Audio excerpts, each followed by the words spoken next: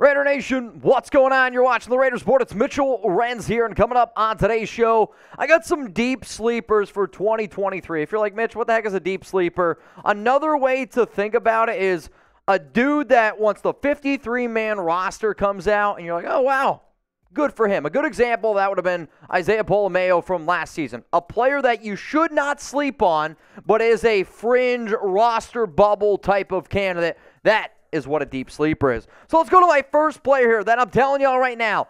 Do not sleep on this guy. It's McLendon Curtis, the offensive lineman. The Raiders, they got him, and he is one of the best UDFA signings probably since I've been doing this show for quite some time. On top of that, one of the top UDFA signings in the NFL from this past year. You know what's a good expression? Money talks. The Raiders gave him $210,000 guaranteed. It's the most that they gave a Raiders UDFA this year. We had a 5th-round draft grade on him, and personally, if you're McClendon, you got to be stoked that you landed with the Raiders, who do have a little bit of a need at offensive line. On top of that, you land with offensive line guru Carmen Brasillo. He has played at snaps at left tackle. He's played snaps at right guard, and he is a sneaky name to keep in mind in terms of who could be a potential starter at right guard. The hardest part about this Raiders offensive line is you can move it and mix and match as much as you want. Like, you could kick Dylan Parham in at center. Maybe McLendon Curtis proves himself, and who knows? They put him at left guard. I do view him as a sneaky guy to be a right guard for this Raiders in terms of even having a chance to start. He's big, he's long, he's athletic, and the dude can block. The fact that he went undrafted, the only thing that I can chalk it up to is he went to a small school. I don't really have another answer besides that. He was good enough to get drafted. There were some people who I talked to that thought he could go in the 4th round, and he fell to the Raiders. UDFA, keep an eye on McLendon Curtis. So I got to know, give me a deep sleeper, a player that you're like, dude, Nation, you can't sleep on this guy. He's going to make the 53 or definitely need to watch him in the preseason. Jugs is saying, Mitch, make it the pinned comment. So you know what? It's going to be the pinned comment on today's show. You're about to get hit with a YouTube ad break. Scroll on down and give me a deep sleeper. Next name coming up here on today's show, Sincere McCormick. I love Sincere, and I wish, and I don't, I'm happy that our running back room is as good as what it is with Josh Jacobs. But on top of that, I wish that he would actually get an opportunity because his tape from UTSA is pretty impressive. I do think he's a do-it-all running back. He can run between the tackles, he can bounce it outside, and he can catch the football. Please do not give me, but Mitch, he ran a 4.6 40-yard dash. You know who else ran a 4.6 40-yard dash at the Combine? Dalvin Cook. There are certain players who are just faster in pads, faster on the field than what they are at the Combine. I don't care about the Underwear Olympics. I care about what my players look like on the field. And last season, unfortunately, was placed on the IR, but to me, I think it was more of a stash because of how deep their running back room was. And I am as honest as can be. I'll tell you this right now. You got Josh Jacobs, it's Zamir White, and then in terms of the 3rd most talented back, okay, Amir Abdul's more special teams scat back to me. In terms of overall talent, where if Jacobs went down, if White went down, I would have more confidence in Sincere McCormick than Brandon Bolden. I would have more confidence in McCormick than Britton Brown, Austin Walter. It does not matter. If I needed a dude that I could give 15 to 20 touches to in that scenario, it would be Sincere McCormick. I mean, look at these numbers here from the Roadrunners. In 2020 and 2021, I don't care who you are. Those are some impressive numbers. He is the all-time leading rusher in terms of yards and rushing touchdowns, and I also believe carries for UTSA. This guy is a dog, and he's a player that I want y'all to see and fall in love with. Like during the preseason, I remember a few years ago, it was Chris Warren was the player that all Raider fans fell in love with. This preseason, Raider Nation is going to fall in love with Sincere McCormick.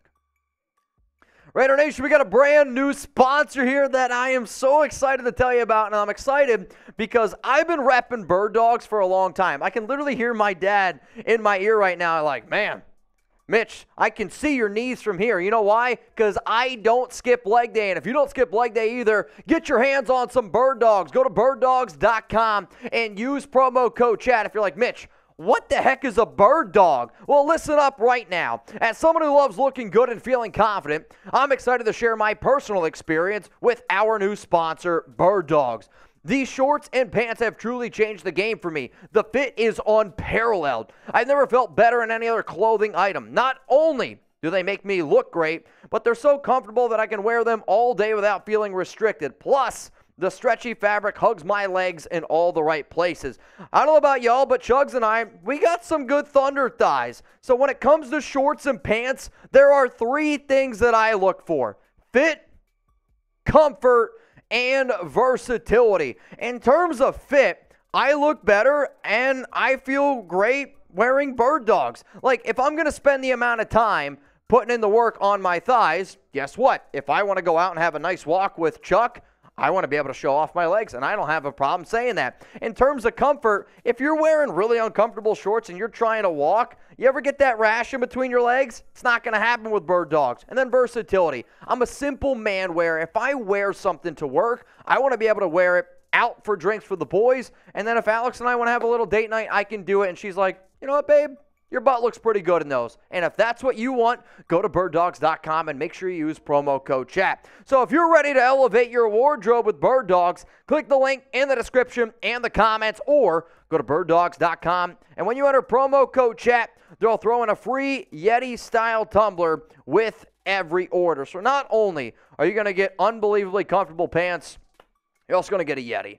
And I'll tell you what, walking to work in Dallas, I don't have to fill this up with some water because there are some days I walk in steamy, but I feel great down there. Go to birddogs.com, promo code chat. Let's go to the next deep sleeper here. It's Sam Webb at corner.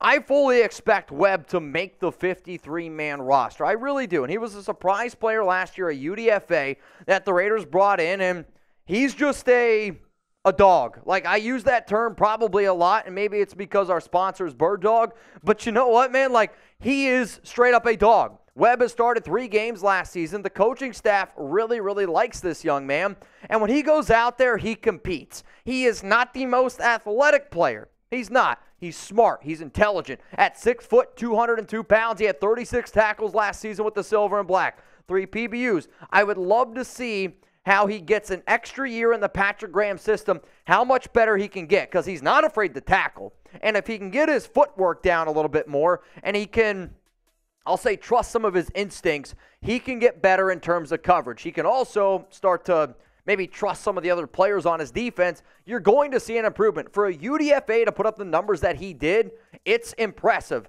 Now, where exactly is he going to fit? If you were to ask me, Mitch, who's the final cornerback that you keep? I really think it could be between Amik Robertson and Sam Webb. And the fact that Webb is a McDaniel Ziegler guy and Amik Robertson is, well, not, that is, to me, is going to give the nod to Sam Webb. If you want more content around the Raiders, daily content, every single day, I'm in Cancun right now. But guess what? You're still getting a vid. News, rumors, we got y'all covered. Hit that subscribe button. Oh, and I got to give a shout out to Mount Raidermore legend, Raiders Podcast. They'll tell you why you should hit that subscribe button. Let's go to the next name here. It's Drake Thomas, linebacker from NC State, another UDFA. When I gave out my UDFA grades, and maybe this doesn't surprise some of you who watch the show regularly, 2 highest grades, McLendon Curtis and Drake Thomas. When you think about Raiders in this new regime, there's always a connection somewhere, right? Well, Thomas played in the East-West Shrine game coached by the Patriots, and in fact, the position, linebacker, that was coached, was the linebacker coach in the East-West Shrine game, was Bill Belichick. If you don't think Josh McDaniels and Dave Ziegler care about what that man has to say, you're wrong. Flat out wrong. He's aggressive. He's a talented run defender. Even if he can't find his way on the field from a defensive standpoint, he's going to get on the field with special teams. He's relentless. He hustles his freaking butt off.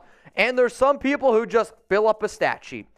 When you watch Thomas, watch his tape from NC State, he's not the most athletic player. He's not.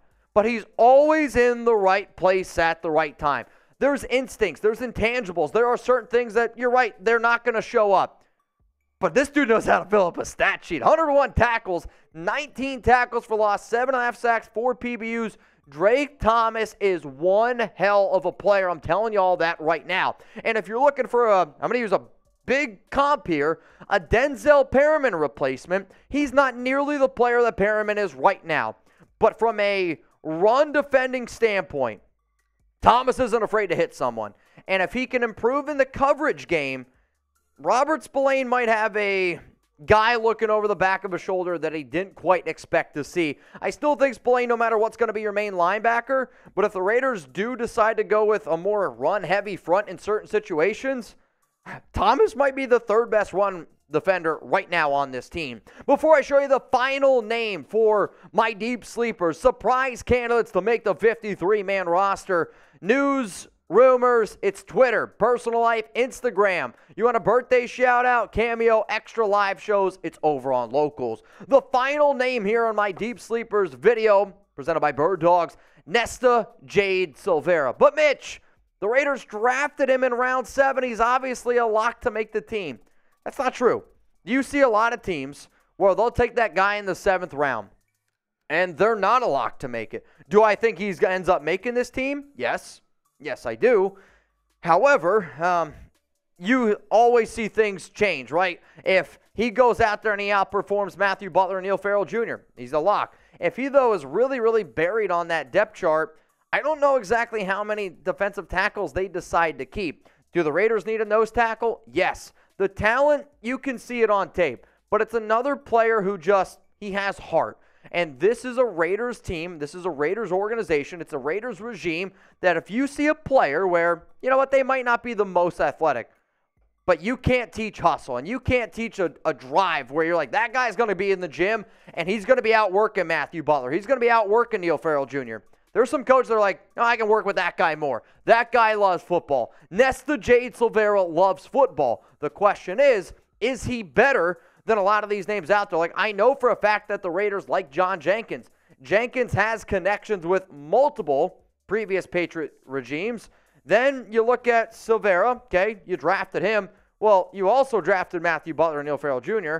The Raiders also actually like the other Butler. And then Tillery's a lock, Bilal Nichols is a lock, Byron Young's a lock. This defensive tackle room is going to be a very intriguing one to watch. So before I head out of here, one more time, it's McLendon Curtis, Sincere McCormick, Sam Webb, Drake Thomas, and Nesta Jade Silvera. If you made it this far in a Deep Sleepers show, you are absolutely, positively a real one. People who are watching the Raiders Report in May getting this type of content, I F with you. So tell me, who did I leave off my list? Who is a roster bubble candidate that deserves more attention that I would say the average fan might not know about? This is your opportunity to shine. I'm going to be looking. Probably going to be sipping a Mai Tai or something like that at Cancun. Why? Look at these comments, but I will be looking.